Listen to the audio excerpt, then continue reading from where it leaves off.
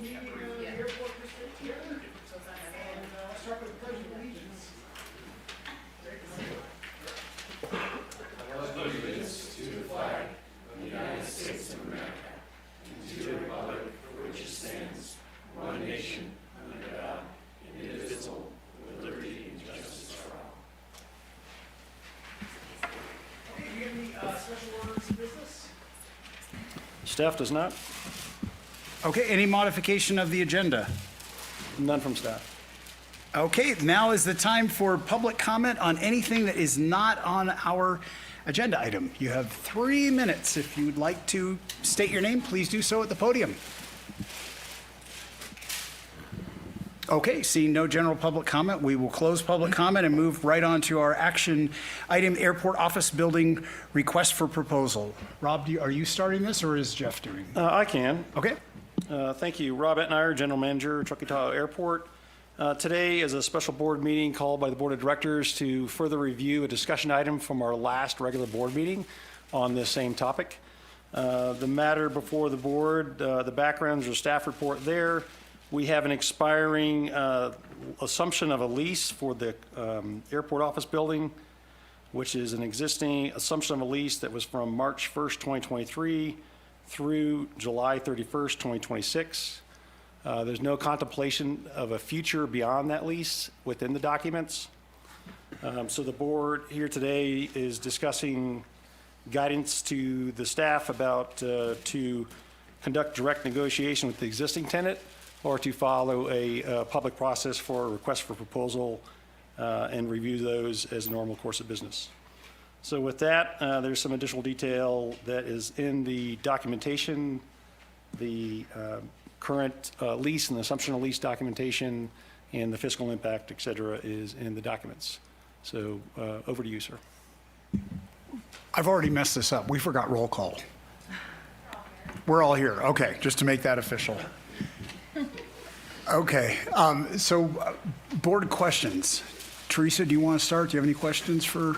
This is not debate, this is questions only? Yeah. Yeah, I have a question for Rob. In the email you sent us, who is the private business that has reached out to you? There was no name of it. It was referred by somebody else that did not give any further detail. That was rumor? Nobody in I wouldn't particular? characterize it that way, but it was not described with any further detail than a private business. Fair. That's it for questions. Okay, Greg? No question. Kat? No questions. Mary? No. No questions. All right, well then we'll open this up for public comment. If you'd like to make a public comment on this item, come to the podium, state your name if you would like, and you've got 3 minutes. And Hi, my name is Eric Kromps. I'm a member over here at Lyft. I only became aware of this yesterday. I read an article in Sierra Sun. I had no idea. I thought I'd put in my 2 cents. Basically, I don't know how many members we have, 100, 200 members, whatever. We really don't have anywhere else to go. This is a major community advantage that we have here in Truckee. If I wasn't there, what would I look for? A little box with 4 walls, a door, and maybe a window if I'm lucky. And then I'd be in there all alone all day. It just doesn't work. Plus, multiply that by however many members we have, maybe a couple of hundred people looking for that. It just doesn't work, all right? I found this when my wife kicked me out of the kitchen. She also works at home, all right? So I'm asking you, save my marriage, all right? Keep Lyft going, all right? That's it. That's my 2 cents. Thank you. thank you, Eric. Hi, everyone. My name is Jackie Calvert, and I am the new Executive Director with Visit Truckee Tahoe. I also am a member at the Lyft co-work space, and I started going to the space in 2024 when I joined the organization, and I'm like truly amazed at how incredible of a space it is for our community. I've met so many great community members, whether they're working for other nonprofits like myself, entrepreneurs, independent contractors, all of the things. And it's just a really great place for our community to gather. Like he was saying, get out of your house. I know we all like to be in our sweatpants from time to time, myself included, but it's just a great opportunity to connect with others. The other thing that I just wanted to point out is my space that I typically sit at is right at the front door. And people are always so amazed when they come in for the first time. Like these guys give tours and stuff, and everyone's like, wow, this is an incredible space. I can't believe how active, how lively it is, which is just a true testament to the space that we have here. So I encourage you guys to keep it, and we love the space. Thanks. Thank you, Jackie.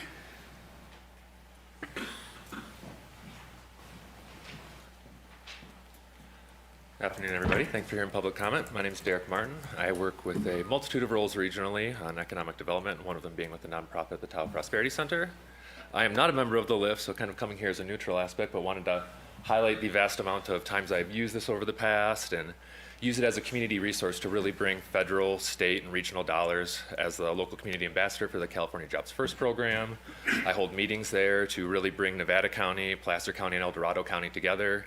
I use it to coordinate funding through a multitude of different efforts and have an open and inclusive space that really focuses as a microcosm for, I think, what we're trying to create as a larger community. So really want to put my support behind this effort to renew the lease, and really want to thank everybody for the time to hearing the public comment and the amount of effort already put into this as kind of a shining star for our community that I see needing to be replicated regionally in my work, and places where I haven't seen it, I've seen even airports specifically lose other assets that really feed off of having so many local workers using their walking and really appreciating our community space from not only locally but abroad as well. So thank you.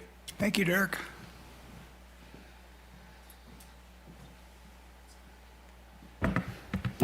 Good afternoon, Chair and board members. I'm Connie Galippi, General Manager at the LIFT. I've been a full-time resident and property owner here in Truckee for 10 years, and I've personally and professionally seen the magnitude of the value that the LIFT provides this community. To put a sharper point on both the economic and social value that LIFT provides, I wanted to share some data about our membership.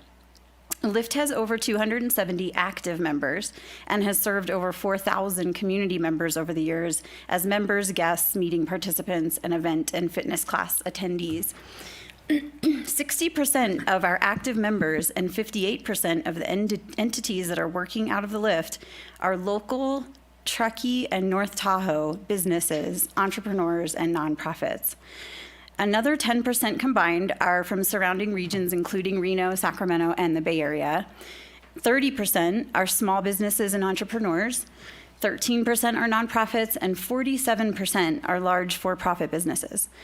What this shows is while the LIFT services support a broad range of folks in different areas and roles, the majority are local residents and businesses right here in our small mountain community. It's hard to imagine a better and higher use for this space for economic, environmental, and community benefit with a willing lessee at market rate rent.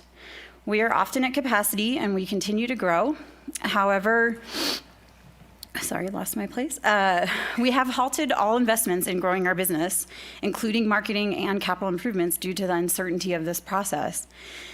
With no other viable location large enough to accommodate our growing community, this stalls our ability to grow and recruit members. It puts our team's jobs at risk, and all of the businesses, entrepreneurs, and nonprofits who are local that operate out of the LIFT. The LIFT plays a really critical role in supporting a sustainable year-round economy in a community where it's already challenging to live and work here locally. We feel the RFP process is discretionary, but understand this is a difficult situation and decision for you all. Should you decide to proceed with the RFP, the schedule that was presented is much appreciated, and we hope it's adhered to in order to come to an expeditious conclusion for all involved. Thank you. Thank you, Connie.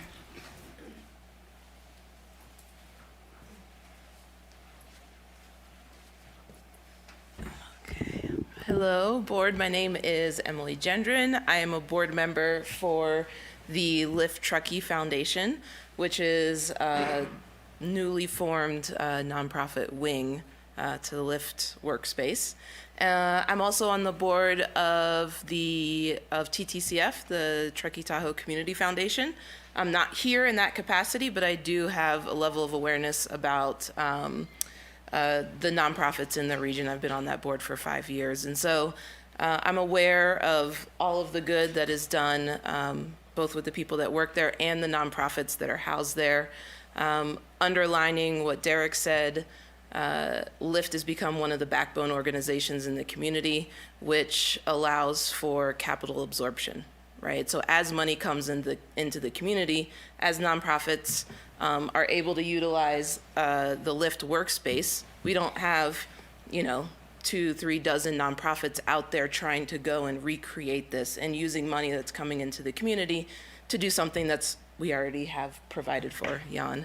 And in addition to that, the possibilities for the nonprofit are endless. I mean, the Hollands have already demonstrated above and beyond their generosity to this community and their commitment to this community and their vision for how they want to continue to utilize this space to ensure that it is of the highest community benefit, I think has been demonstrated and will continue to do so. And then the final point, that Connie said, and I know everyone is aware of this, this puts the Lyft in an extremely uncomfortable position, and how we got here is how we got here.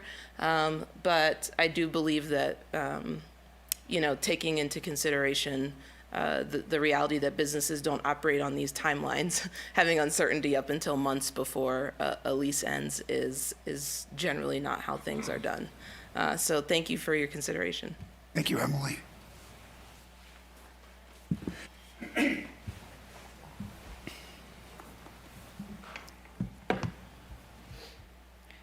Chair Diamond, board members, and staff, thank you for scheduling this special board meeting for this, to seriously consider this. Today I brought the mug that has a Lyft value on it, more we and less me, to remind me on some level that we are all in this together. Obviously the 40 or 50 people that are working over right now at the Lyft, we're in together on this, but also that all of you serve. In fact, I'm sure the staff here, we all serve for the community benefit, so that's important. Yes, I've lost sleep over this process. Teresa was asking me if I'm nervous, and because my hand was shaking, and yes, I think I'm nervous. But I also appreciate it's not an easy decision for you. I believe you can proceed transparently and fairly through an RFP or direct negotiation with a tenant in good standing, which is providing measurable community benefit and willing and able to pay market rent. With that said, I know it's not a simple decision, and it's all about transparency and fairness. I believe you could go either way, but that's, of course, perhaps a biased opinion. If you do proceed with the RFP, we do appreciate the efficient timeline. The RFP was well written from staff. Thank you. One suggestion I made was to consider closing the application a week prior to the January BOD meeting, mainly to give staff more time, or the selection committee more time to manage potentially multiple applicants and to be able to interview them. And I would encourage an interview, because we're talking about a 5 to 10 year commitment, maybe longer, potentially capital improvements. And this should not be a decision that's, I say hurry up, but don't rush, And one other thing I would add is really be very specific in contributing measurable. Have the applicant contribute how they contribute measurable community, environmental, and economic benefits to the region, which is totally in line with it's actually taken from your first item in your strategic plan. And I think I'll cede the floor there, and remember, more we and less me. Thank you. Thank you, Jan.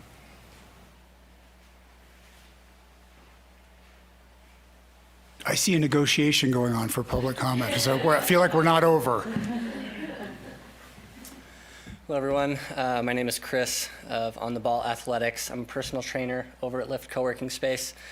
And yeah, I just want to speak to how valuable that space has been to myself as a new business owner and other trainers in the area as well. All of the collaboration that I've really been able to, get going there with other trainers and improving our classes has been really invaluable to my growth, to our growth. And it's something that I see Lyft co-working space. It's not just a workspace. It's not just a gym. It's a place where collaboration can really thrive and flourish. So, yeah, I think I just want to keep it short like that. It's been incredibly invaluable to me and to others, and I see the growth and I see how busy that place is day in, day out with other entrepreneurs and business owners doing their own thing in that space and having that opportunity to connect with other people in the community to really grow in intangible and kind of unquantifiable ways. So, thank you. Thank you, Chris.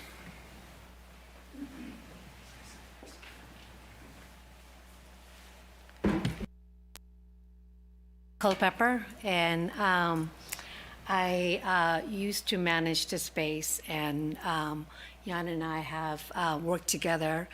When he came to me and said, hey, I have this great space, and I think that we can grow our space and do more of what I and our community envision. And he has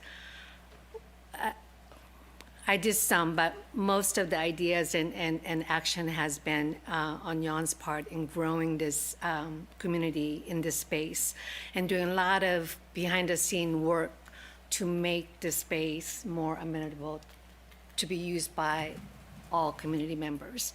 I moved here 8 years ago, right before COVID, and I was struggling to create community.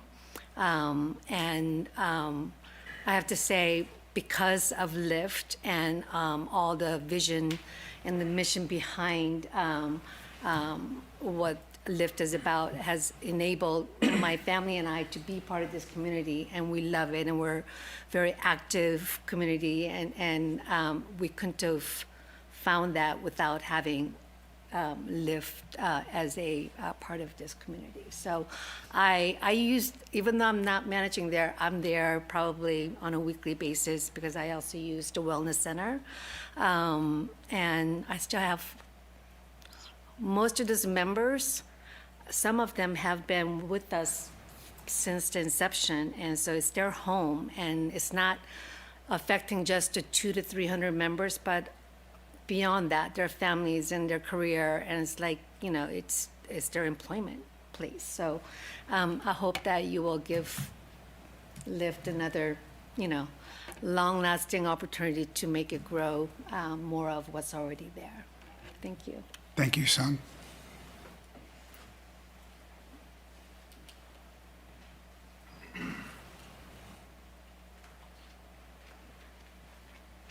Good afternoon, Chair and board members, and thank you again for making public comment possible on this important topic.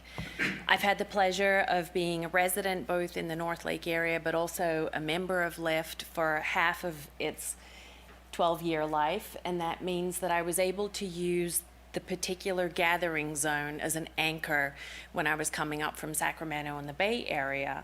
But then also when I had the good fortune of becoming Nevada's first director of entrepreneurship for the state, it continued to be a North Lake gathering hub. And I want to build on what was said previously by the Prosperity Center representative. And that's to say that it's not only a place for the community to gather and to derive personal and professional benefit from being an individual member. The vision that has come with Lyft and is going forward into the future continues to gather our economic might across the region. We have chambers that meet here. We have public facilitation of important topics. We have political convenings from both sides of the aisle, if you will.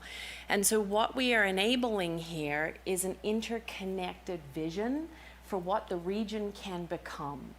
As the director of entrepreneurship for the state of Nevada, I've seen community after community, both in metropole as well as rural centers, looking for something this integrated. And I hope you've had an opportunity to tour the space because you'll see how multiple use visions are created for the different user groups and stakeholders. So this doesn't just serve a single profile of a community member, but offers different access points for each of the different stakeholders to come forward, whether they're profit, nonprofit, organizations, individuals. And it does really represent an integrated hub in North Lake. I can imagine you might potentially have more competitive leaseholders come forward in an RFP process, but I would challenge yourselves not just to account for your strategic plan's measurable benefits, but to open your peripheral vision to see the immeasurable impact that something like this can bring, that other regions in other states are hungering to emulate. So thank you for your consideration. Thank you.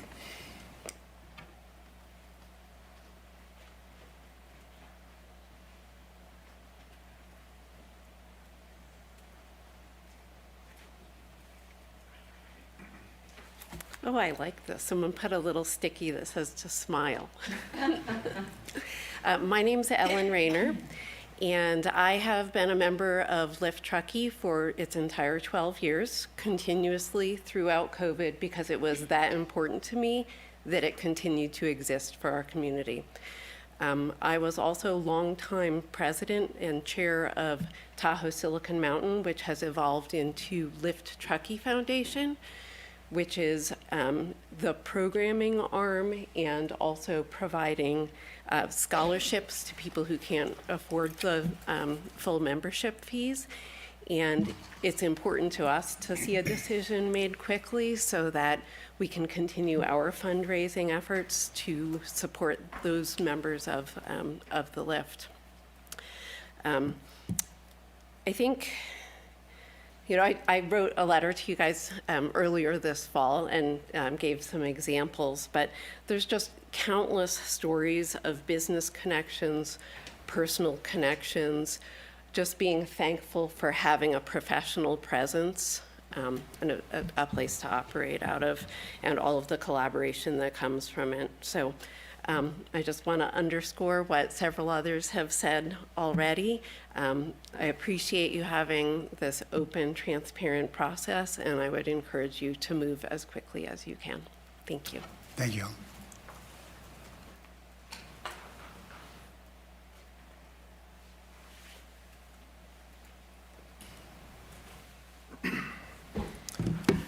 Hello, board.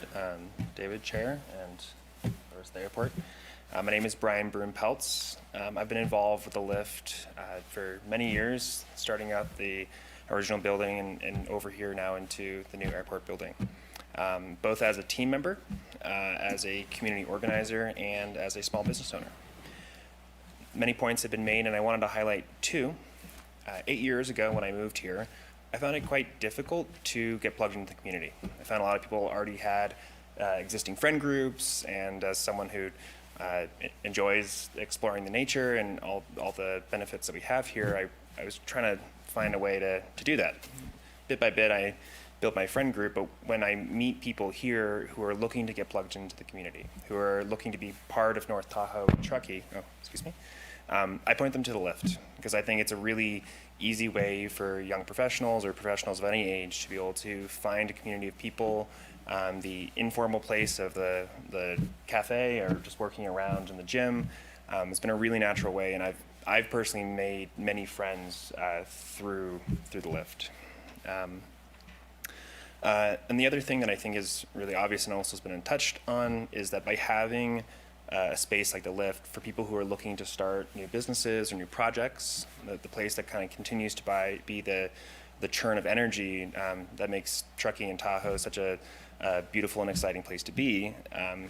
Having a resource like the Lyft, both as a community organizing space and also a place to be able to have a good reason to put pants on and go to work, is having a beautiful, really lovely professional space has been just such a delight. And so to ditto on everything else that's been said here, I'm very grateful for Lyft, the Holland family, and I'm also it's also just been an honor really to spend time with the Lyft leadership. They really walk the walk and walk the talk, that's the word.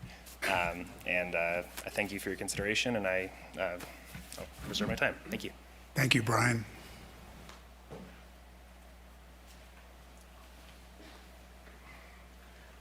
Board. My name's Mike Rogers, staff. I'm a local resident. I'm also on the board at LIFT, the foundation, but I want to speak to 2 points. The first of which is I have another hat that I've worn the last 4 or 5 years now on the board of the Friends of the Truckee Library.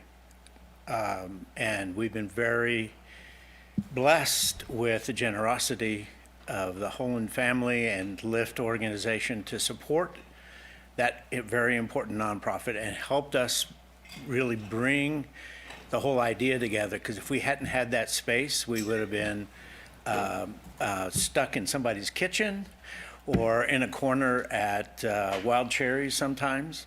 But being able to conduct ourselves as a nonprofit in a very professional manner with real professionals running that campaign to help get the community behind it, we would never have been able to accomplish that if it hadn't been for the effort and time that the people at the LIFT have contributed to us, the space.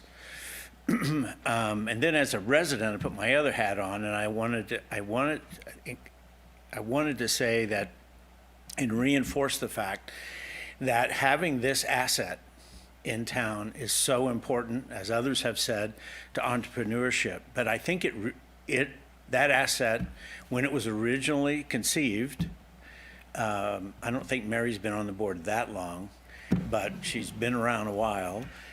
To know that the airport board made that investment to help the community, the business community in Truckee, I can't think of a better way to use that space than how it's being utilized now.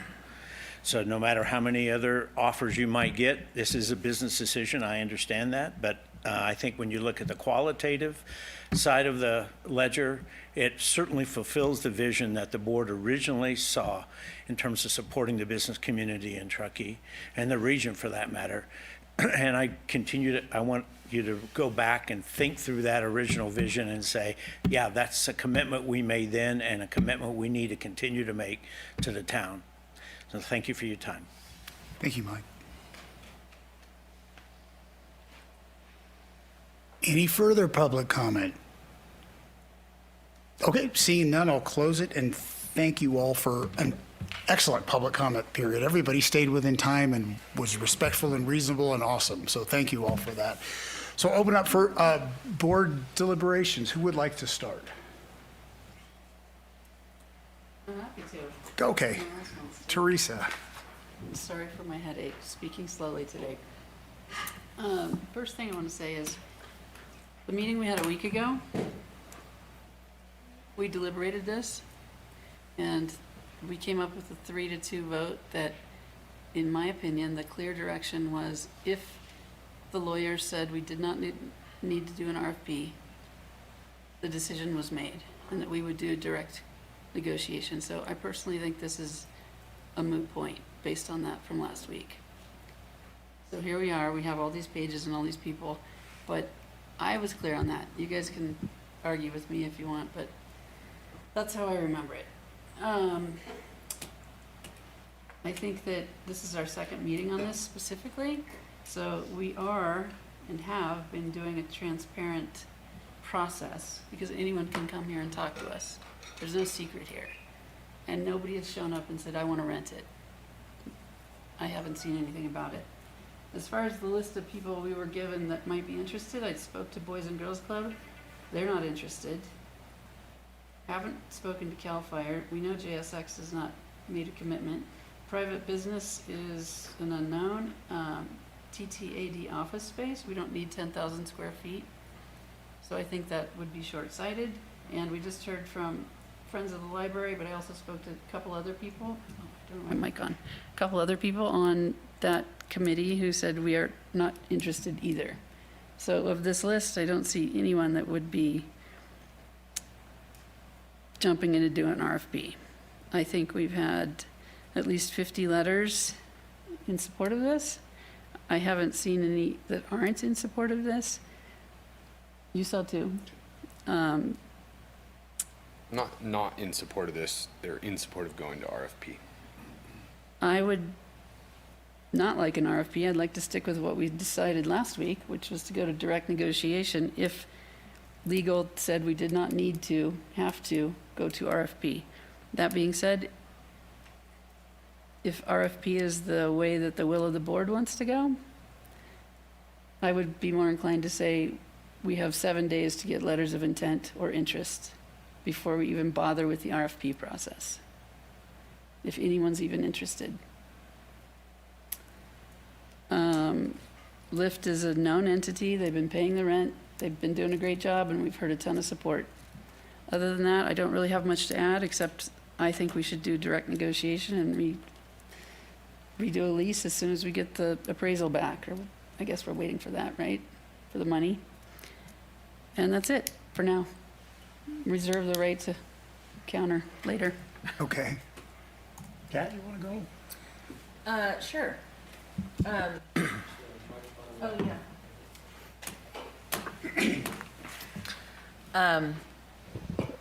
I respect everything that you said. And I guess my sticky point is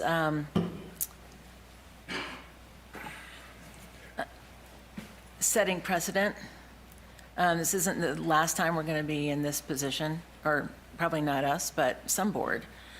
I also think that when the attorneys say it's best practice, we listen to our attorneys, because I think that's also best practice. We've had 2 attorneys from 2 different firms tell us that they strongly recommend an RFP. I don't see my desire to follow the public process as a vote against Lyft. I mean, Jan and I talked about this 2 hours ago. Because I think the Lyft is fantastic. Like, everything that everybody has said in this room is true. I have lots of friends working there. My kids have a lot of friends they graduated Truckee High with working over there. I don't want to see Lyft go away, but I also don't want it to come back and bite us. And there are ways that that could happen. And so my number one priority and responsibility, as I see it as an elected director of the airport district, is to do what's best for the airport district. I'm not going to die on this hill, but I think it's best practice to have an RFP when the attorneys tell us that we need an RFP. Mary? I'm very impressed by Derek Martin and the woman who is the Nevada's first director of entrepreneurship, that the entity that it is unique and tremendous. I can remember, well, I was here when we built it for Clear Capital, because there were 100 people in the room saying, we're moving to Reno, and you're going to take my kid's soccer team coach away. And that's huge, having to have lost 100 families. And this is 270 people working here in a space. So I think the value of it, and I also have been in Truckee long enough to remember an ongoing, every year discussion about how do we grow beyond tourism base. And that's what the Tahoe Prosperity is. And I think businesses are starting there. I think that visitors have a place to work. I think that the collaboration and the chance to share ideas is something that's not, that's very valuable. It was for business, serving locally based employees. It's not an empty building now. They have been paying the rent. They agree. I mean, we're doing a study, and they would go to market rate when that works out in January. And I think that the attorneys say, they both also have said in writing it's not required. And so we have a precedent of building a building for businesses that was done when the building was built. And so there is that precedent, and we would just be building on that precedent. And I could support directing staff to go into negotiation. And that's all dependent on when the rate study comes back in January from Jenkins Perkins or whoever it is. And at that point, if those numbers don't work out, then that's a different discussion. But I think that in the balance point of what the lift provides to this region is so tremendous that I can support just supporting it with an MOU and a new lease.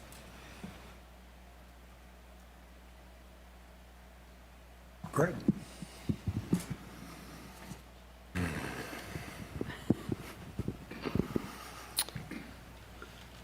I think the fundamental challenge here is a judgment call on what is an appropriate and fair and transparent process, right, for a tax-funded district. Very clearly, there is huge community support and knowledge of LIFT's impact. You know, we talk about fairness. This is the broad gray area that we're operating in right now, right? Some people say it's fair to go after RFP. Others say it's unfair to squeeze an existing tenant in good standing that wants to renew their lease. Strong cases on both sides. Legal counsel is telling us there's no requirement to go to RFP, but they do recommend it. Our GM is telling us repeatedly that for reasons of fairness and transparency and for the good reasons of getting the best offer and impact to the district, recommendation is to go to RFP. So we're in a bit of a bind, right? We've got the community guidance is that we renew the lease. I think that's at least in terms of volume of public comment, we've seen that loud and clear. So community guidance is to go to direct negotiation. GM guidance is to go to RFP. Legal guidance is that it's at our discretion, but they do recommend we go to RFP. So the way I boil that down to is is the impact of LIFT great enough for us to go against our GM's recommendations and arguably against our council's recommendation? And that's a tough decision to make. I'm not clear personally whether or not it is actually in the benefit of LIFT to not go to RFP. I think there is a fear that going to RFP will jeopardize their position and jeopardize the likelihood that they get the lease. At the same time, I also see going to RFP being an incredible opportunity for LIFT to show off in a very high-profile way the incredible community impact that it has. The optics of this are very difficult, right? Not going to RFP, there will be people who view that as favoritism, correctly or incorrectly. So that's what I'm chewing on. I'm looking forward to this conversation. I'm, feeling quite conflicted about it. We're getting, differing advice from multiple directions. But ultimately, I have a lot of confidence in the impact that LIFT has, and I think it would shine extremely well if this did go to RFP. So I'm definitely open to that.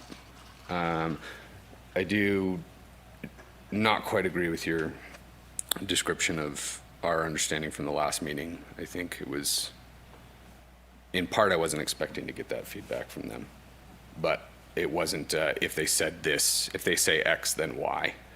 That was my memory of that. But I recognize that's not landing on a conclusion, but doing my best to kind of lay out a clear picture for all of us, myself included, to look at what we're deciding between. So I'll hold with that for now. Okay, thanks. Yeah, from my perspective, as much as I appreciate all the comments that we've gotten from members and users of the LIFT space, to me, I'm not even at the point of where we're even discussing the LIFT. We're discussing a process for a public asset.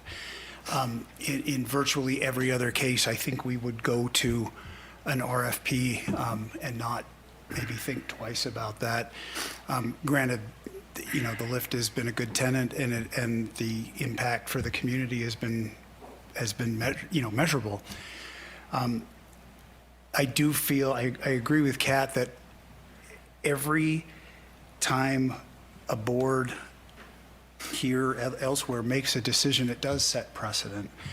And I've said numerous times when people have told me that we have a jet problem here, that we don't have a jet problem, we have a runway problem, that once upon a time, a board decided that they wanted to build a big runway.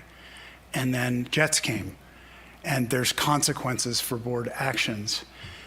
Depending on, you might be on the side of favoring it or not favoring it, but it does set up a situation for later boards to have to grapple with. We have seen that in our own, with other tenants on the airfield where we've had difficult situations because of precedent that was set with another tenant there, whether it was expectations or whether it was a legal requirement in terms of how much somebody should pay for a lease. I feel like in the last few years, we've gotten good about trying to clean these things up and to be consistent and to be transparent. It's one of the things that I'm most proud of about this board is that I feel like we come to decisions that make sense, not because of our personal perspectives, but because of our focus on what we feel is best for the greater community here. And for that reason, I've tried to understand why in this situation we would bypass the standard public process, as Greg said, recommendation of staff, recommendation of council, why we would bypass that, knowing that we were setting a precedent. We are not, in going to RFP, we are not saying no to the lift.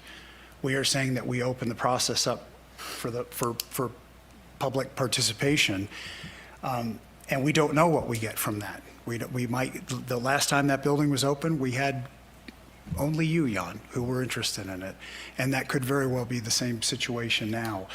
But I think the decision about the value of the lift and how that weighs into the board's conclusion is premature right now. I think that is the decision that we make when we're holding applications for the space, whether it's one application or several applications.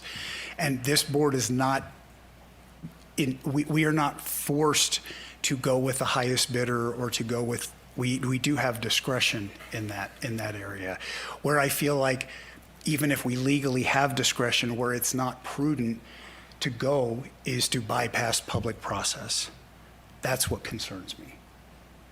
That's where I would wonder if our legal counsel, Josh, if you could weigh in on any guidance that you've got to us in the deliberations here. No, I mean, I think the board has done a really good job of kind of laying out, legal's position on this. Both Aviation Council as well as us on the California side have clarified that there's no legal requirement for you to go to RFP. To provide a little bit of background on that, you've heard a lot about the Surplus Lands Act and some of the discussions with Sewer District and others. And, that has really strict requirements if we're selling property or leasing it for more than 15 years. But what's being proposed here in the RFP, and presumably what would be considered in a personal extension, would be less than that. So this is not something that legally requires you to go out to RFP or do a competitive process. That being said, you have established policies. Those policies indicate a preference to do a competitive process when you're when you're leasing property. And that's where our recommendation to do that comes from. So just to be absolutely clear, it is not a requirement for you to do the RFP, but it is a recommendation for us. And I think the word best practice was used earlier, and I would agree with that. Thanks, Josh. Yeah. Yeah. Josh, Rob, couple questions. I believe I have clarity on this, but just for the record, there is no ability to amend the existing lease agreement, correct? I'll defer to council, but my read on it specifically does not anticipate that. That's accurate. The only thing I would add, Greg, is could we amend it? Absolutely. But that doesn't change what we just talked about, right? Even an amendment would be subject to the same process where there's a presumption that when a lease expires, rather than amending it to extend it, you'd have a competitive process. Okay. Yeah, I mean,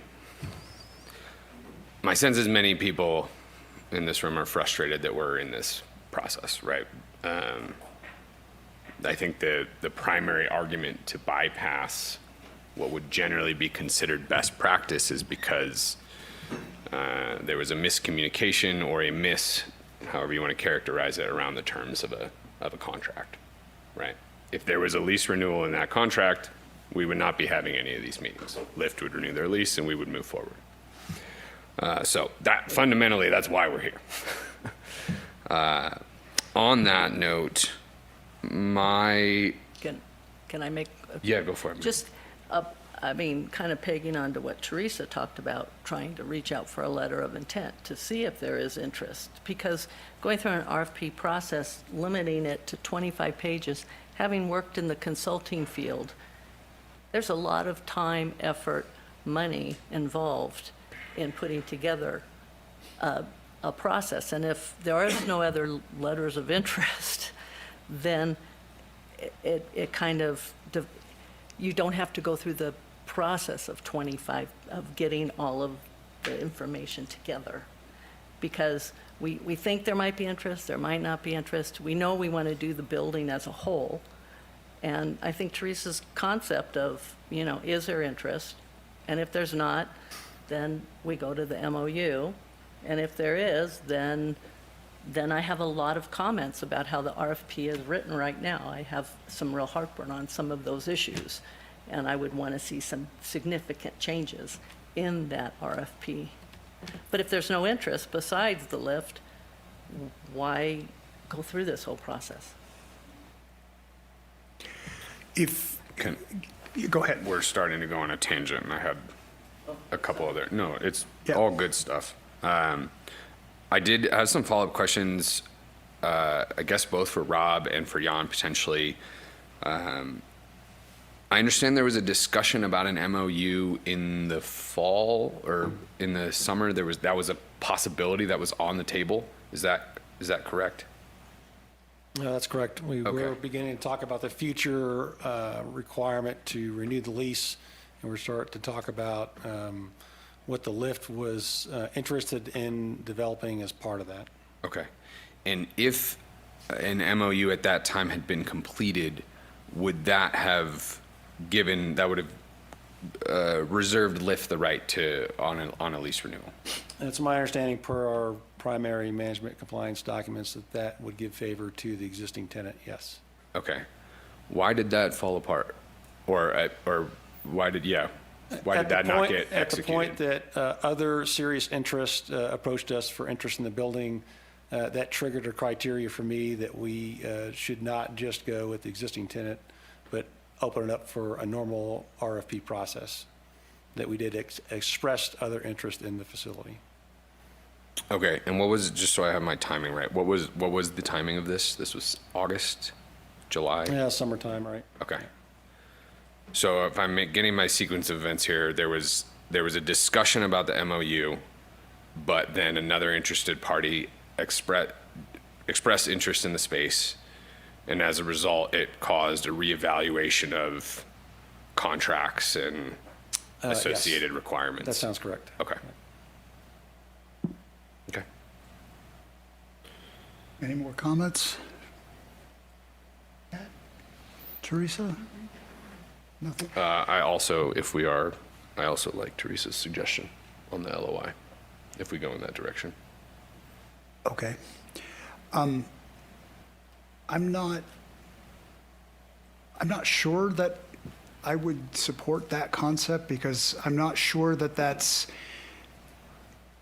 anything more than us stepping back from the standard process. Do we do that request LOI kind of thing for other leases? It's not generally a practice we've done in recent years that I'm familiar with. Okay.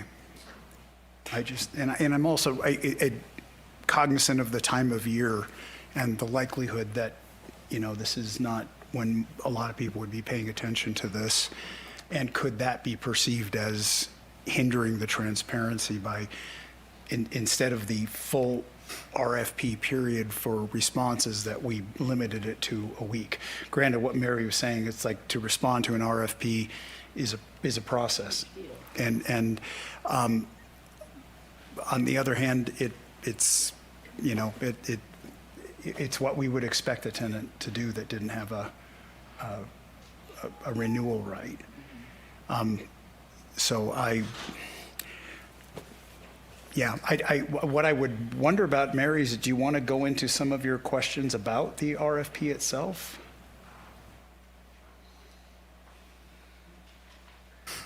I guess that being we're in a 2-2 and I see both sides argument. So, I mean, I can go into it. I would rather, Rather not. I'd rather not. If we're going to go into the RFP process, if the vote is such, then I would go into it. And I guess by going into it, it highlights some of my concerns with it. I mean, part of it is, like you say, the time of year, it's very compressed. And I think it should be compressed even more. If part of it is it's a business, and if in summer, with 1 year left on the lease, it's one thing, but to come and go through this process and there's 4 months left on the lease, that's kind of a harsh situation for a business to do any business planning. That it puts it all the way out into January 28th. And that's, and assuming we can make a decision then, because there might be other questions that arise, and that could get pushed out to February or March, and the lease is up the end of July. So, it doesn't seem fair to a business owner to leave them with 3 months,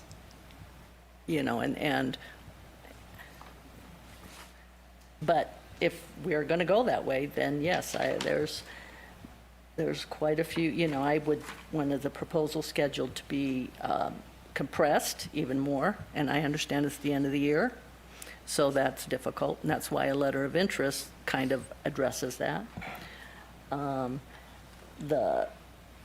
The specific active contribution to the community and airport district, I mean, we need to be specific. I think there's great value in being specific enough to say that it includes 150 businesses, at least 150 businesses or 150 employees.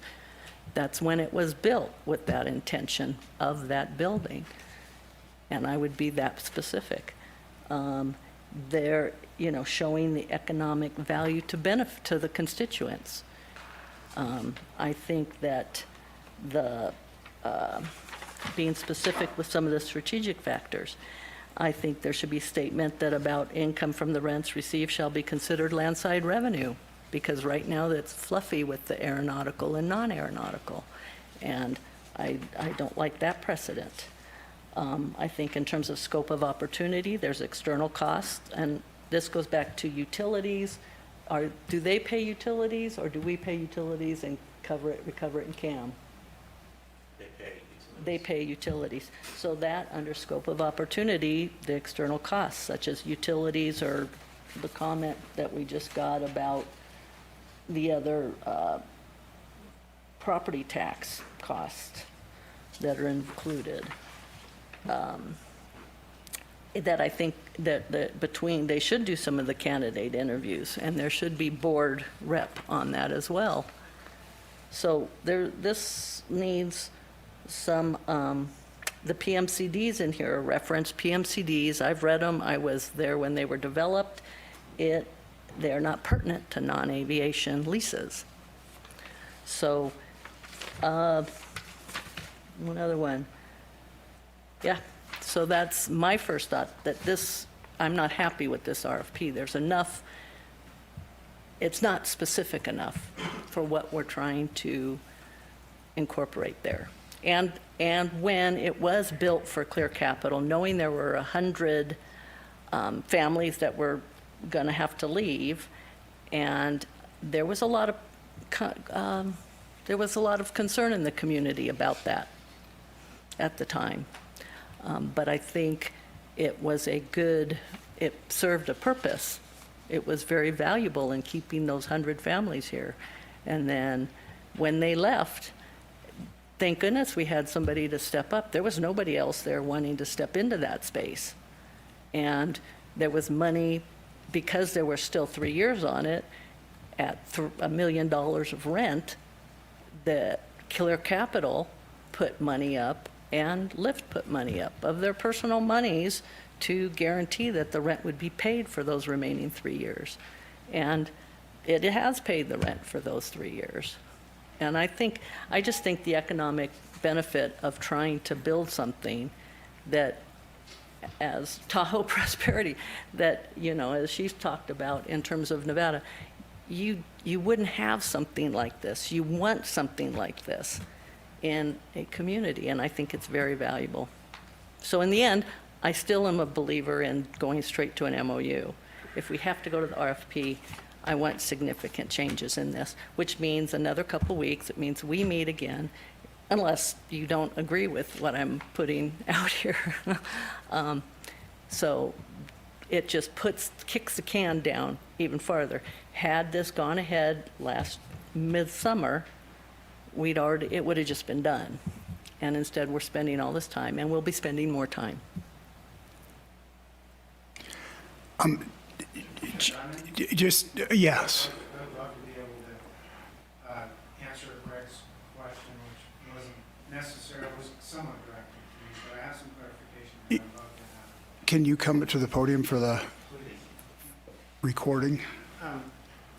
Well, I wanted to verify that what Rob said is accurate, that we were heading towards an MOU, and I think earlier this week I sent you a letter that Mary told me she didn't know what I was talking about, which I think I got way into the weeds, but it's relevant to Greg's question, is that, in August, and I think the date was August 25th, I could pull it up, but yeah, August 25th, we had at that point been meeting for months with both Rob and Jeff, with really the intention to bring to the board sometime in the fall, or certainly by this time in December, an agreement that we had hammered out, and really we were going to go to an MOU, ideally in September, most likely presented to the board in October. And I don't need to name names, but there was one potential operator that had expressed an interest in part of the building, which unless I misinterpreted it, the RFP is likely to go out for the entire building. So I don't know. That may or may not eliminate that potential use, but I know it was for part of the building. And so that's what initiated it. And I have in earlier letters expressed that, hey, this could actually be a great fit. We may very well be able to support that use within the building. I know that complicates things. Mary's like, doesn't want to see, air side and land side mixed, but anyway, that's how we got here. I started losing sleep over this in September. It's now December. I agree with you, Greg, that I think we would shine. We'd hit it out of the park. I agree with Mary. This is a major lift to respond to this. I mean, honestly, I haven't really been able to focus on how to serve our members in the last month or two. It's been very distracting, not to mention other family issues and just running a business. So, there's kind of a human element of this, and it's beyond just me. Sorry, I just wanted to ask you a question. Was it August you said that you started discussions with staff about this? Oh, I mean, we've been talking about tenant improvements and renewal of the lease since we took over. And in complete honesty, and I'm taking full responsibility for it, I thought that I never pushed the issue because I felt like we had two 5-year lease extensions. And, my bad, but, there was some language that came into the second revision that, so we've been talking about it early on. We really hit it hard in January, and then certainly every couple months afterwards we had been meeting. And so I had no concern that, I may not love what it was going to cost. I may have a really uphill battle getting tenant improvements approved by this board but it wasn't until September that I had started getting concerns. It was September 15th, I think, or 16th. And then it wasn't until early October that even RFP was first uttered to me. And it was actually Kat that had mentioned that we might have to go to RFP. Was that not when you signed the assignment, your attorney didn't make clear to you that it was not renewable? In full transparency, the lease and the first revision of the MOU, sorry, not MOU, the lease assignment was reviewed thoroughly by me and my attorney. No issues there.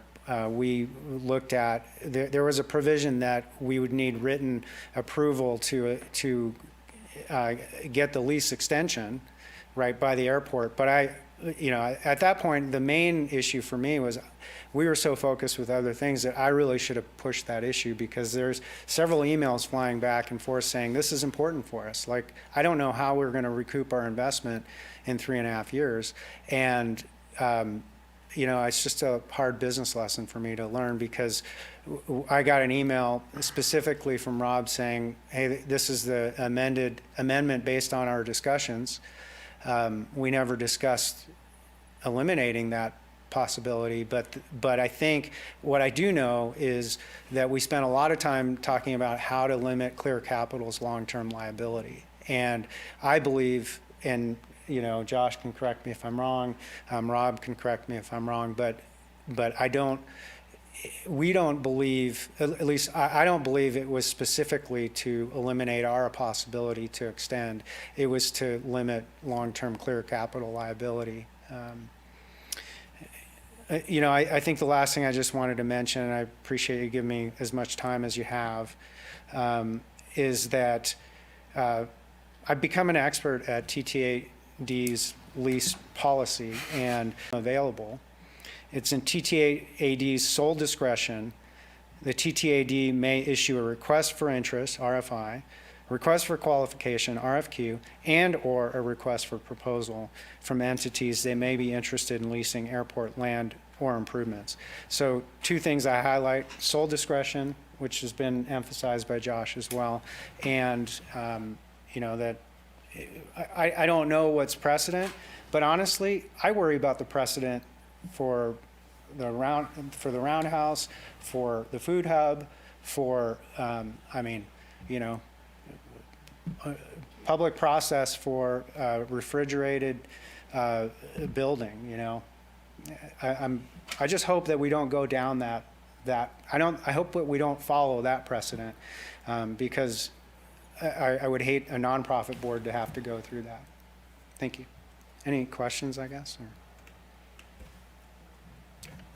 Thanks, John. Okay. Question for you, David. Yeah. You expressed concern about doing an LOI. What specifically, what of a fair and transparent public process would that not quite meet? I think I think their interest in doing it is, I'm not going to speak for directors. It would appear to me, if I were on the outside, that in the airport doing that we were trying to basically turn the RFP process into 7 days.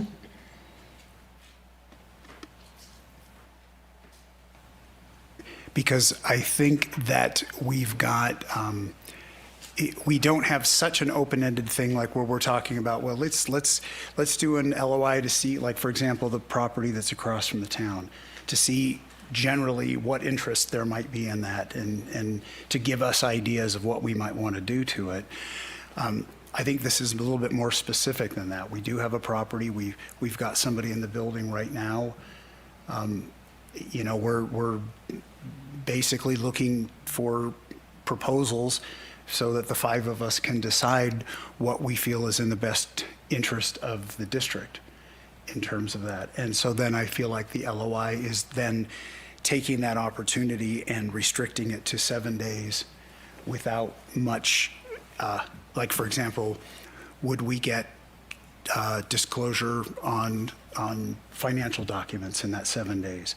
Would we enter negotiations with the lift without really knowing where we stood on all these things that we would have discovered from the RFP response?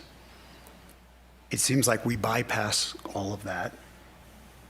And that feels to me like we're circumventing public process just in a different way. I mean, my understanding is it would be a preliminary step, right? If you have a 7-day LOI and we only get one organization submitting a letter of interest, then we go to direct negotiation. If we get 2, then we're right back into RFP. The question I would then ask this board, which has criticized staff in the past for its ability to do outreach, what outreach do you expect to be viable for an LOI? How long do we wait before we start the LOI period? And what is the process? Where will we put the ads? How will we notify the public? And that's, I'm legitimately asking, not hypothetically, what, would you start the LOI period tomorrow? And how would you notify the public? Well, I'll jump in on that. We have now had 2 agendized meetings. My mic is on, but we've had 2 agendized meetings, meeting the standard for notifying the public. So it's out there. People know. Everybody in Truckee's talking about it. Actually, I don't live in Truckee, and I can't say that, so scratch that. They are. But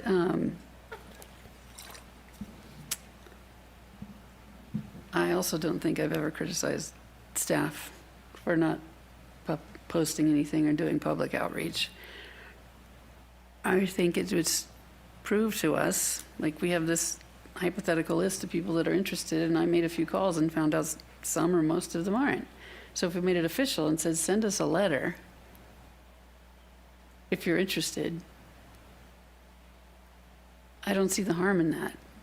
Our PMCDs say we can. It's not circumventing a public process. And again, we've already had 2 agendized meetings about this specifically, which meets the legal requirement, Josh, correct me if I'm wrong, but for notifying the public. Yeah, if the board decides to move forward with any LOI or RFP or anything, there'd be no additional board action that's required. You've met all the Brown Act requirements. Yeah, I'm not trying to circumvent anything. I'm just trying to figure out if no one else is really interested, why waste our time? Why waste their time? Why not just make a decision? What would the LOI have to say? I'm interested in 10,000 square feet at market rent for 5 years with a 5-year renewal. Let's start with that. I mean. And no further qualification? It's just an intent. No, I understand that, but what I'm saying, what I am concerned about is that one of the things that's on the table for us right now is that we have an RFP that could be launched on Friday, and the clock starts ticking on that. If we go the LOI route, and I'm not sure what date that starts at, because we burn a week. Yeah, and then we go there, and then somebody sends through their Gmail account an email that says, hey, I'm interested in that property. And then do we immediately go to RFP? Because at that point, then we have delayed the RFP announcement, which I think is not in the interest of the tenant. Yeah. And what my concern about that LOI thing is that the threshold of interest is so low that we had, in fact, it was 3 public comments in support of going to the RFP. And would those 3 people send an email saying, I'm interested in the space, thereby triggering the RFP 7 days after? Yeah. That's what I'm wondering. I feel like if there's not a huge threshold to like, we don't have a vetting process to make sure that any respondents to the LOI are legitimate. And I feel like in the interest of the tenant, personally, I would be shocked if there are other responses to the RFP. I would be very surprised if there were responses to the RFP that demonstrated a stronger public benefit than the lift.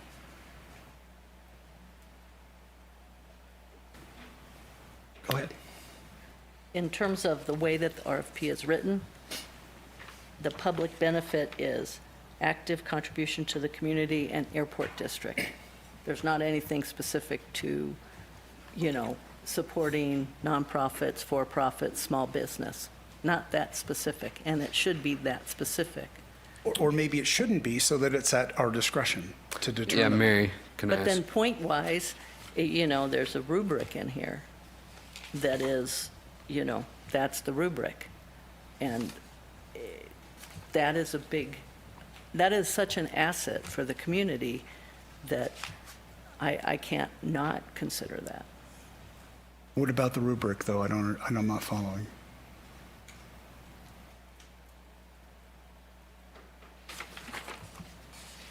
Could an entity come in and say, I'm going to make you a lot of money, but I'm going to start manufacturing in the building?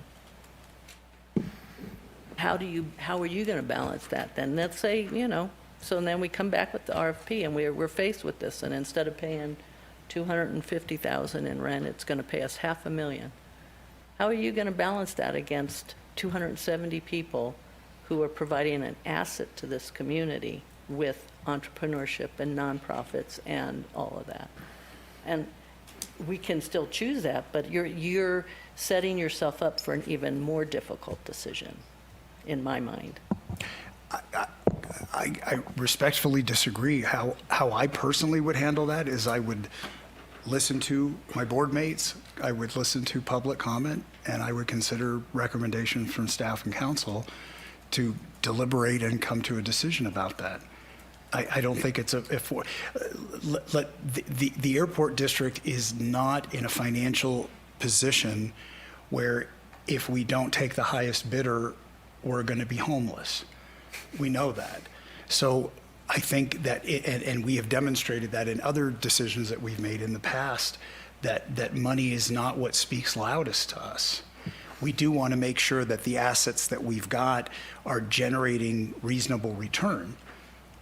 And that has been something that we've been very consistent about for years and cleaning up, because we definitely did not have that situation for a long time with some of these situations. And that's why I feel like this is what is most transparent. This is what is most consistent with what we've done in the past. This does not set a precedent that we might stumble over in the future. And if we release this RFP on Friday, that by next month, we have a decision on this. And that to me feels that at that point in time, we as a board, we have done what has been advised to us. And I'll finish my point. We've done what has been advised to us, and on the other side of that, we don't open ourselves up to the liability of somebody coming back and challenging us for not having been transparent and saying we would have applied for that. So where do we go from here? Question for you both. I think we're all aware and have discussed frequently the timeliness component to that, and we're well aware that that is a relevant aspect of the whole situation. Mary, in the interest of time, do the RFP changes that you want to make, are they mandatory, or do you think that we could deploy them at the time of proposal evaluation? Like, do we need to change the RFP, or can we just say, here's the RFP, and No, I think there's some changes. we're gonna evaluate. We can evaluate proposals along the lines of some of your concerns. I'm not signing up to agree with all of your suggestions, but I think that there would be some alignment there. Right. would you feel okay with just leaving those be though, and Leaving it as is? leaving it as is and saying, we're going to evaluate proposals along, we can put those into effect at the time of evaluation. But there's a rubric in terms of percentages, and that, I mean, having done a lot of RFPs in my life, Sure. where you develop a matrix and then you get a number, right? The whole idea of it being that you have a number. Do you want to axe the rubric? Well, that's an interesting idea. I'm just, again, thinking about timeliness, right? I think your suggestions are going to be great. I'm pretty confident in that. But, is it going to take us 2 weeks to integrate, a feedback cycle? Right. Right? So if you get this rubric, and then, we went through this with our PI 311, and then you have this entity, right? I mean, I'm just trying, rubrics, what's that statement somebody made is, the ties that bind are good, but they're bad. Sure. You can set up parameters that seem so positive, and in the end, they become negative. Are you suggesting that we change the numbers, or that we do away with any measurement and leave it entirely subjective? I guess I'd probably go with more of a subjective. So in an ideal, Interesting idea. I hadn't, thought about, just because I've always worked with RFPs that have numbers. Right. But that would be an option. Yeah, the crux of this is we're trying to apply best practices to a non-best practice situation, right? That's where we're at, right? We're in unusual circumstances, and we're trying to apply standard operating procedure to a non-standard situation. I think having a detailed rubric would be ideal. If we'd done this a year ago. If we'd done this a year ago, exactly. Right. So maybe a question for you, Rob, is there an opportunity to put out an RFP and say, proposals are due on this date, and we will be releasing a rubric for evaluation at a week or two later, or does it all need to come out at the same time? Yeah, it really needs we follow what is published as the guidance to evaluate it. So it's currently drafted, reviewed by council, both aviation and California council, to meet, I believe, maximum flexibility for review and for the board flexibility to make a selection. Okay. And are we required to vote along the lines of however the rubric is scored? No, my understanding is that we're not. It's guidance. Just guidance. It's guidance. And how we score the rubric is those are our point assignments anyway, so. Yeah. I guess, Mary, I see enough flexibility in that, even in the existing rubric, and I see enough flexibility in that to have room for flexibility. Okay. So it seems that we're heading towards an RFP issue. It would seem that way from how you're talking. I'm still not there, but if we are heading down this RFP, and FA grant assurances, this is a landside property. I don't know how, and I've reread the grant assurances. I even brought them today. So disappointed. Last week, I know. But I don't see how they play into it.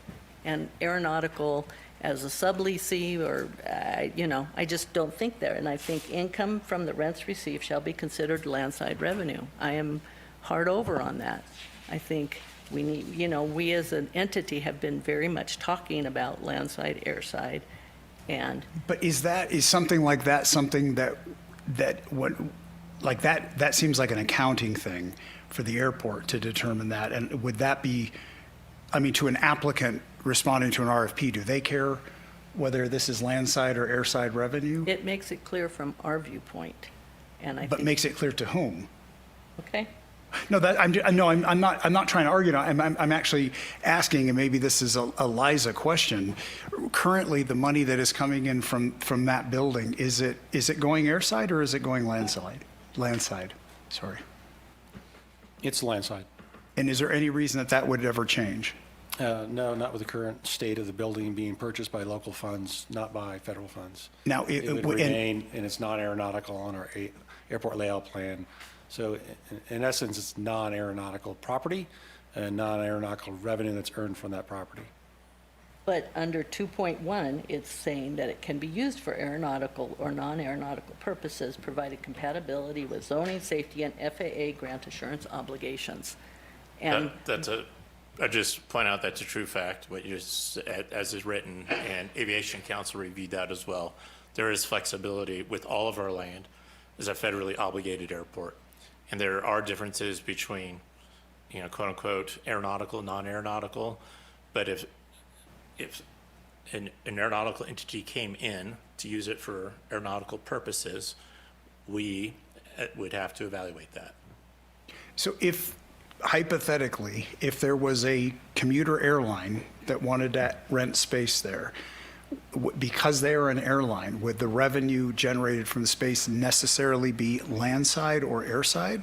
Not necessarily from feedback I had from Aviation Council. They would still be using a non-aeronautical space in a non-aeronautical fashion to support their ticketing office or passenger baggage handling, but that is not considered aeronautical for revenue purposes.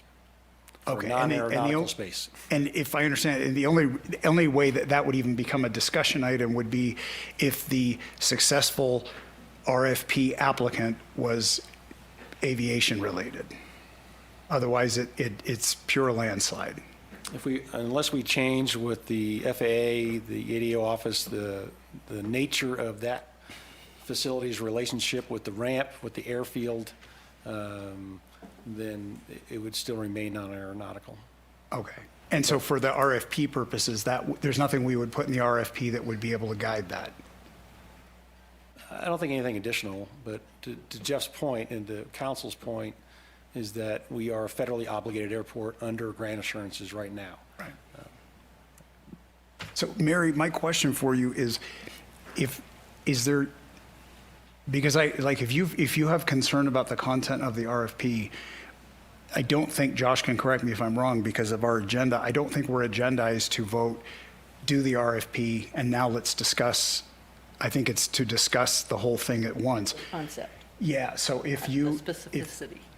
But yeah, if there's things in the RFP that if it were issued that you'd like fixed, probably we should address those now and just see if we have agreement on those before we go to any kind of a motion. Otherwise, I don't think, Josh, correct me if I'm wrong, I think we can, other than agendizing another meeting, we don't have an opportunity to speak about it again. Well, I mean, we can modify the RFP as part of the motion to authorize an RFP if that's where you end up. But we can't, after we motion to approve the RFP, then if we were to change it, it's another agenda item. Well, I mean,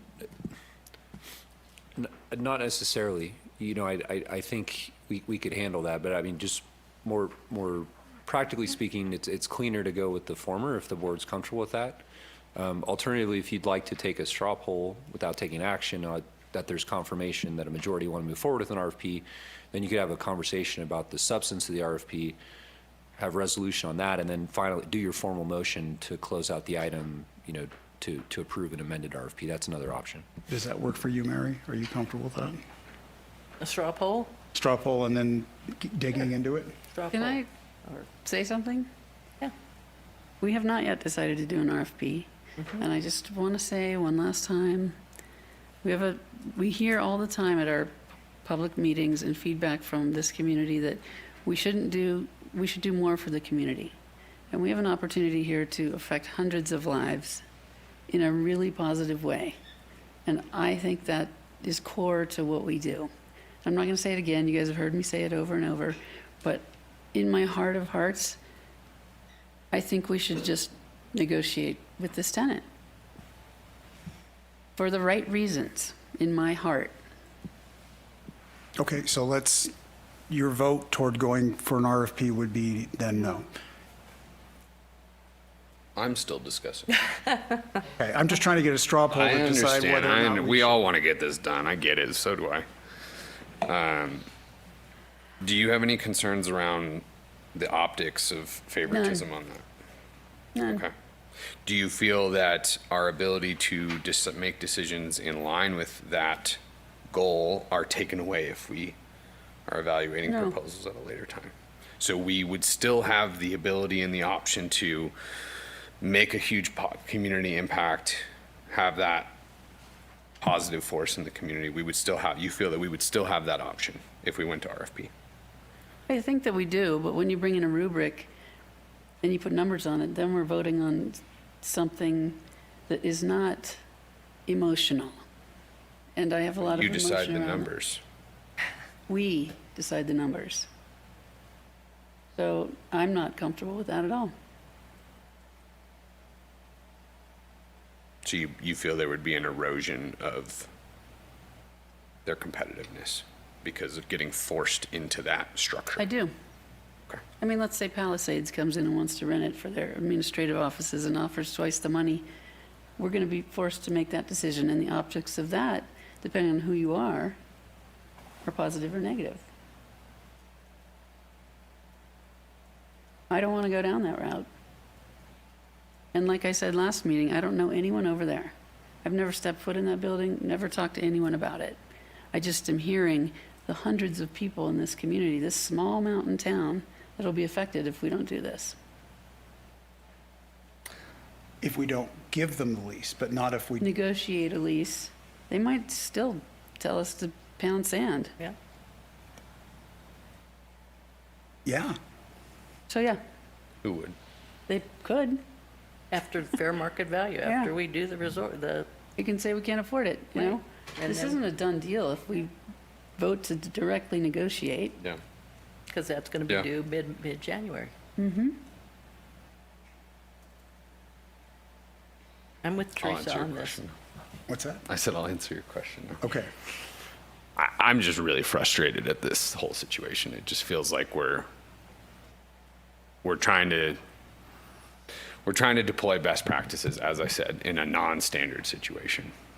And on the whole, I completely agree with you. I think my awareness of Lyft's impact to the community is maybe more than most people realize. I'm also extremely hesitant to go against the recommendations of our GM and our council. And I'm also extremely confident in Lyft having an incredibly compelling proposal. And I'm very concerned about the optics of having favoritism towards certain tenants and the precedent that that may or may not set. And I think most critically for me, I don't think that we are losing as a board any optionality in our decision to award this lease to an organization that has incredibly huge community impact. I do not think that we are losing that option by going to RFP. And I recognize there may be disagreement from you and others on the board on that. So for that reason, at the moment, I'm very begrudgingly leaning towards going to RFP. Okay. Kat? Yeah, shockingly, because many people in this room have seen me cry in board meetings because I do get emotional, I'm really trying to stay very business focused on this decision. Because it is, it is an emotional thing. But at the end of the day, I just feel like, and I also have high confidence, as Greg does, that that the Lyft is going to shine in an RFP. And again, last time we did this, they were the only ones who responded. So I am in favor of doing an RFP. Okay. And Mary? I'm in favor of going in direct negotiation. Okay, so not doing the RFP. Okay, so we have 3 yeses in favor of the RFP. Do you want to talk about what you'd specifically like to see changed in that, and we can see where we... Before you get into that, I'm going to second anything Mary has to say and excuse myself for a minute. So you guys go. Okay. Are we taking a bio break? No. It's out. Okay.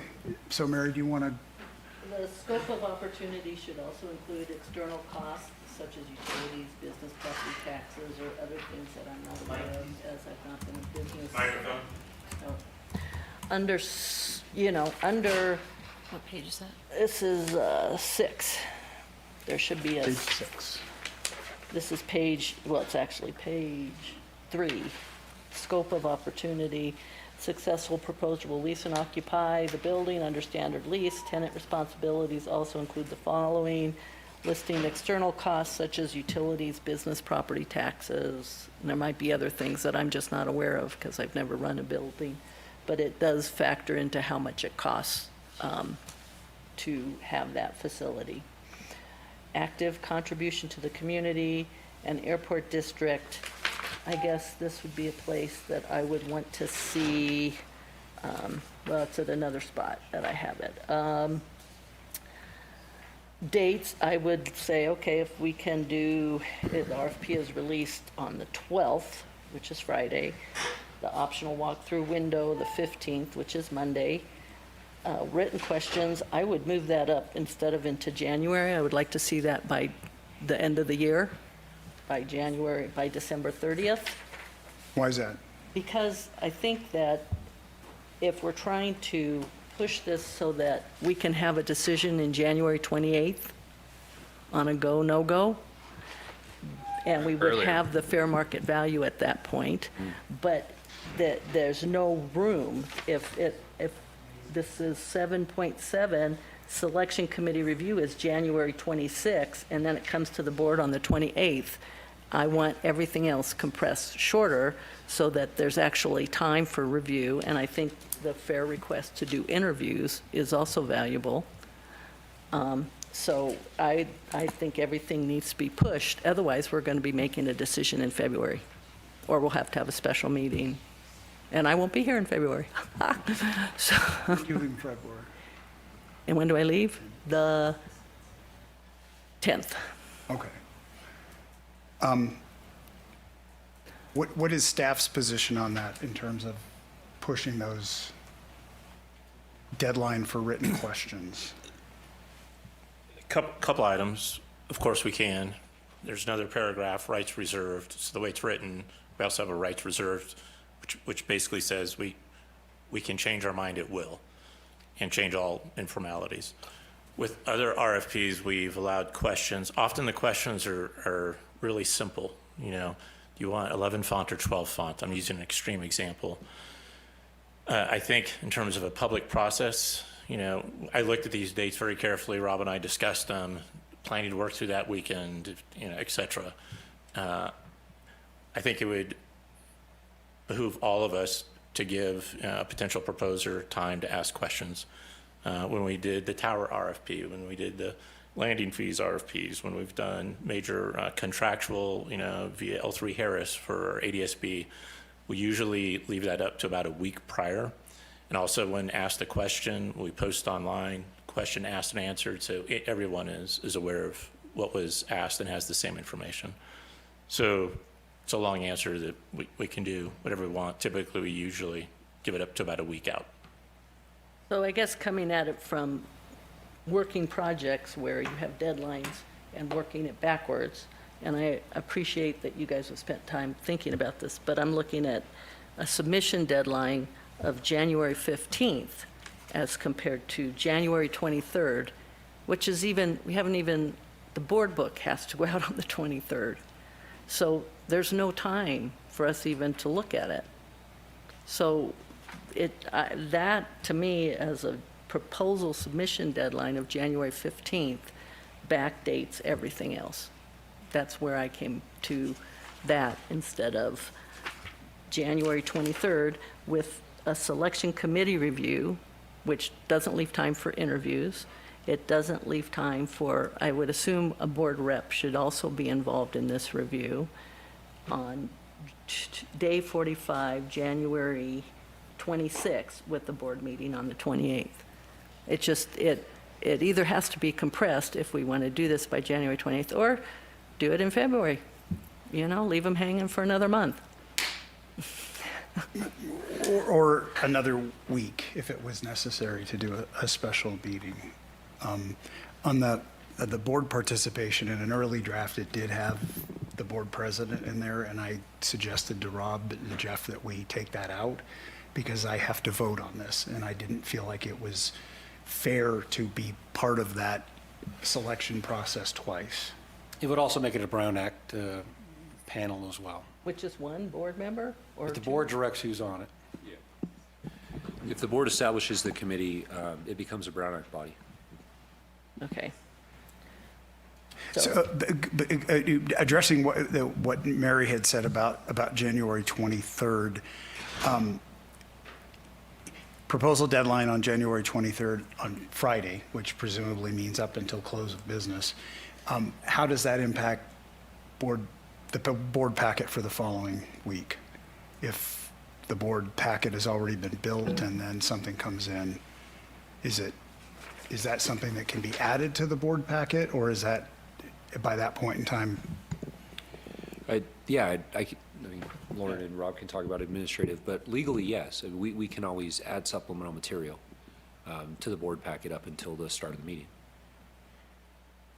Okay, so that wouldn't preclude us from having that conversation in the following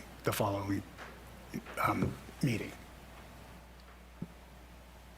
Yes, we'd be maximizing the time for respondents to the public process and still be able to, I believe, turn around a product before the board meeting for the board to review and have a discussion, deliberation, and decision at that board meeting.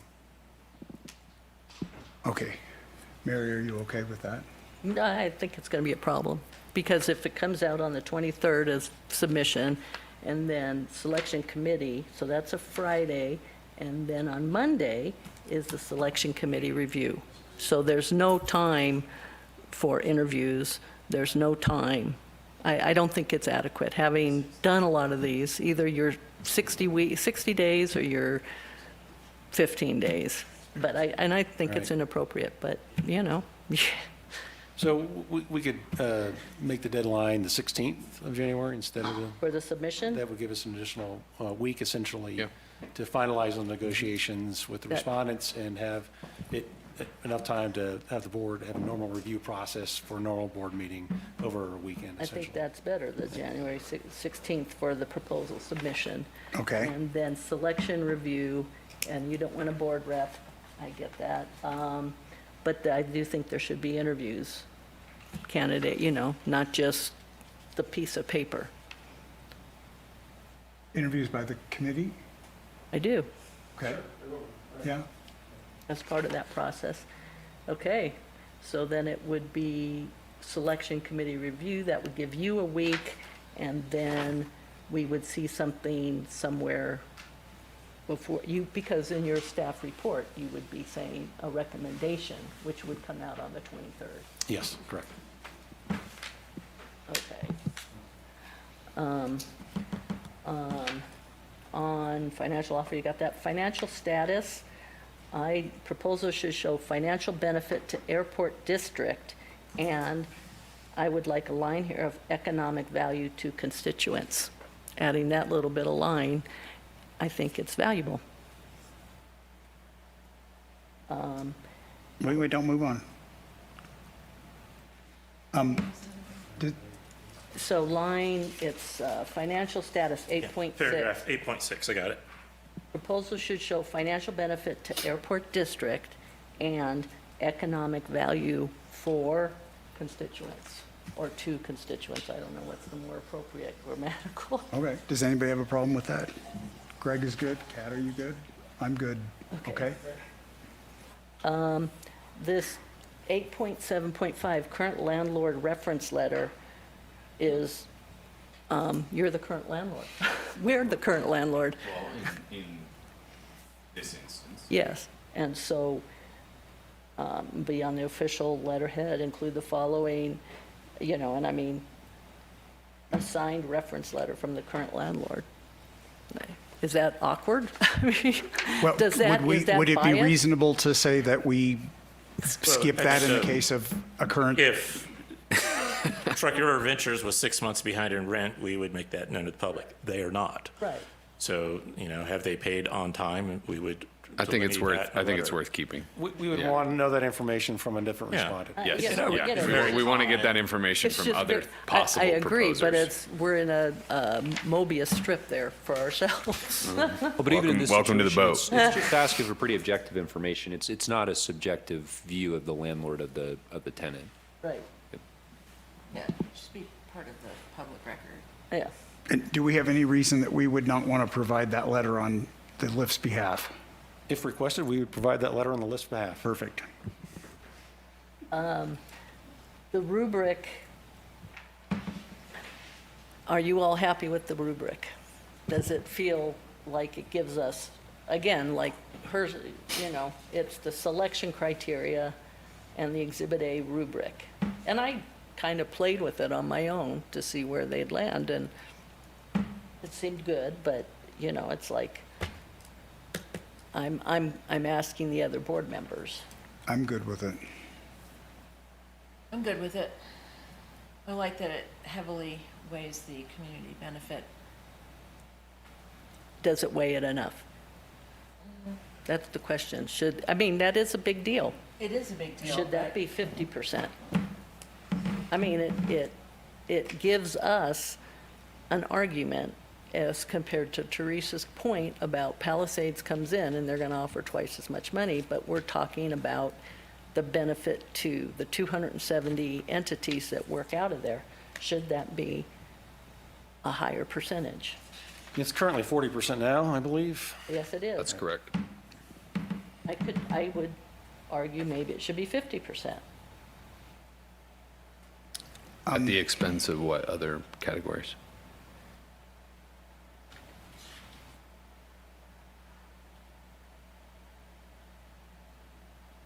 Maybe 5% out of maybe financial offer and out of tenant quals. They've been paying the rent, so I'm not concerned about their ability to pay the rent. But that's one applicant. I know. So if we're talking about potentially any applicant.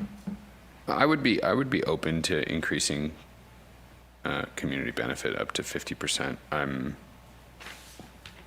Where would you take the 10? I mean, financial offer and tenant qualifications and financial capacity are technically different items, but you could easily bundle them. So effectively, No, they're not. They're unless I'm misinterpreting them, they're quite distinctly different. well, your financial offer is only as strong as your financial capacity. So Well, that's it. I mean, if somebody comes in and they have a great financial offer and they have no capacity to pay it, to me, those are two, or the opposite. Somebody, if they are Palisades they are comes in- meaningfully distinctive things, but they are dependent upon each other. Is my point. So you could argue that the financial component of this is currently slated to be 45%. Right. Where did this rubric come from? We generated that, staff. Staff did? I would take 5 off of tenant qualifications and financial capacity, drop that down to 20, and I would drop facility and improvement plan down to 5%. But frankly, most of that feels performative to me because I feel that we have enough flexibility in this as it is. But I would be open to moving. I would be open to making those adjustments to get community benefit up to 50%. As would I. What's that? You're good with that? So it would go 20%, 20%, 50%, 5%, 5%. That's my suggestion. Yeah, how do you feel about that? My only concern is that, are we messing with these numbers in order to favor the lift? I think we're trying to favor a community benefit. Right. Whether it's the lift, if another entity came in and could do something similar and would employ people, it's still, the focus is on community benefit, which is what the building was built for. Well, I think 40% is community benefit. Still I mean, strong. I think it's very strong. Yeah. Yeah, there wasn't I just want to caution, you know, we all want them to succeed, but I don't want to engage, I don't want us to get caught. Burn our fair and transparent. Yeah, you know, the fair and Yeah. transparent and moving it around in order to favor them more because we like them so much. I mean, we could do that, but I think somebody could come in and say, hey, you guys messed with the rubric and made it a little less, you know, favorable to what we want to do. I'm just putting it out there. I'm okay with the way it is now because I do feel like it is a guidance. Yeah. That is And I do not- think there's flexibility. It's a 2-2, so. Okay, then let's You know. move, what's the next thing in there? The tenant, under lease terms and conditions, tenant shall follow TTADs, PMCDs, maintain required insurance and indemnify the district. I like the last two phrases, but the PMCDs, very specifically at the beginning, it's all aviation related. If I may go, Yeah. if I may go back a moment, I don't know if this is, What number are you at, Mary? Lease terms and conditions, 11.3. before we move on. Huh? Before we move on. Okay. Oh, on the percentages? Yeah. Oh, okay. I don't know if, Josh, look for your guidance here. Teresa we don't technically have a 2-2, we technically have a 3-2. That's true. Because Teresa. Technically, you can't. You can't. So that's. He's not here. Okay, so that's what I was hoping to clarify. I'm under the bus. I'm trying to be hyper-professional right Yes. Okay. now. Please trust me. So informally, we have a 3-2. Technically, we have a 2-2. That's just what I wanted to clarify. Intent clearly, Teresa was very Yes. clear that she supports merit. Yeah, but, okay, Give it to legal counsel. cool. Thank you for clarifying. I just wanted clarity. So on PMCDs, Cross my heart, hope to die. there are express chapters of PMCDs that describe tenant improvements and how that process will work and the approval process associated with that, which is a very important Okay. part of this, which also gets to the rubric. Part of the board's guidance at our last meeting was there was no support for tenant improvement. So as we score the rubric, that is part of the scoring on there, tenant improvements. It's not 0. It is the recommended level to recognize the board's lack of desire to engage necessarily in tenant improvements unless clearly defined. So we want to be able to address that. Our PMCDs do describe, and it's important that we do have a process for tenant improvements approval. What was our split on tenant improvements? I don't recall it being, definitely not unanimous. It was not It was not unanimous. Yeah, it was just. Was it loose guidance. 3-2? It What was bring it to in negotiations. Yeah, my recollection was not one way or the other, but bring it to negotiation. Right. So Yeah. as part of the rubric, it honors that is unresolved. Still, okay, cool. Just want to be clear on that. Okay. Mary, next point? Well, so are we, since we are 3-2, are we changing to? We're not 3-2, we're 2-2. We're 2. Okay. So we can move on now. Okay, so we're leaving the We're percentages. leaving the percentages as they are. Okay, that's it. Okay. Do we have a motion? Sorry, can we run through those edits just really briefly for the record? Jeff, I think you have them. Hey, do you want me to read back? You don't need them verbatim, but maybe just a summary of the edits. Yeah. I'd like verbatim. I'd like what you. Okay, verbatim. So Thank you. page 3, section 6, scope of opportunity. I don't have exact verbiage, but to clarify that tenant pays property tax and utilities. Some of the utilities are assumed under CAM. I can delineate more specifically what is included in CAM. Yeah, to be specific. Yeah, those other external costs. Section 7, proposal schedule, will move paragraph 7.6, submission deadline to January 16th. We'll include interviews beginning with a window verbiage the day after. And On that one, I think we'll need to move the response to questions up as well, just so that folks have the benefit of those before. Yep. So I think 7.4 and 7.5 each move up a week. Yep. Yep. Sorry. 7.4, January 9th becomes January 2nd. 7.5 moves up a week. 16th becomes the 9th of January. 7.6 moves up a week, becomes January 16th. Correct. Selection committee moves up a week as well, and with the goal and intent to post board book by 23rd, though not required, though we will do everything we can to get in. Okay. Why not? Why not required? Because it's not. We always post things on Thursday or Friday before the board meeting. We legally, under the Brown Act, do not have to. We do that as a best practice. Correct, Josh? Yeah, that's correct. And if the board's comfortable, I would recommend that we not make a hard deadline for ourselves, just because who knows what could come up, and we could get pushed past Friday. We could go into a different date, and that flexibility is helpful.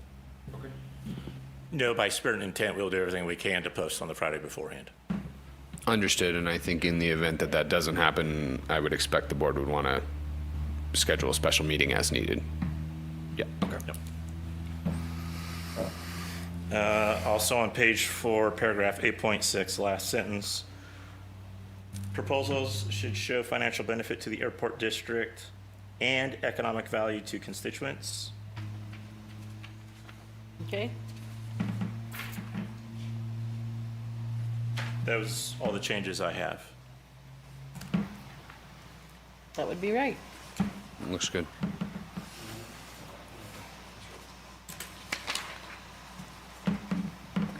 Do we have a motion? I'm not doing it. Do you want, I think, should we yeah. get her back in here? I mean, we should have Teresa here. You want me to run out and see if we can grab her? Okay, let's take a 5-minute break. Yes, a bio break. Well, we got to find Teresa. We have no idea where she is. Right, I texted her. Okay, take a bio break.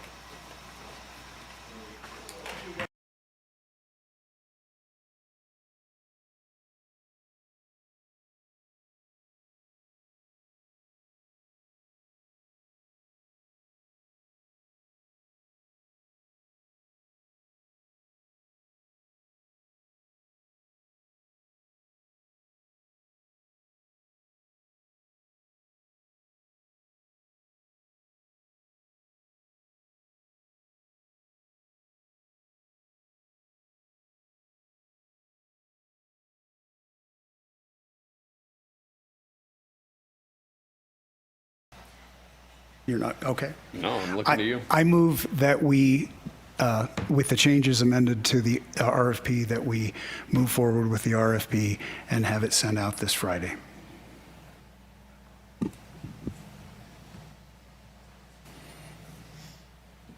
Second.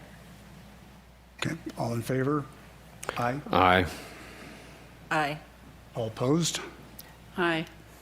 You say no, or do you say aye when you say opposed? No, please. Yeah, just No. for clarity. Just so- The motion passes. Thanks. Okay. That is the end of our agenda for this. We are now going to move into closed session. And do we have? Sure.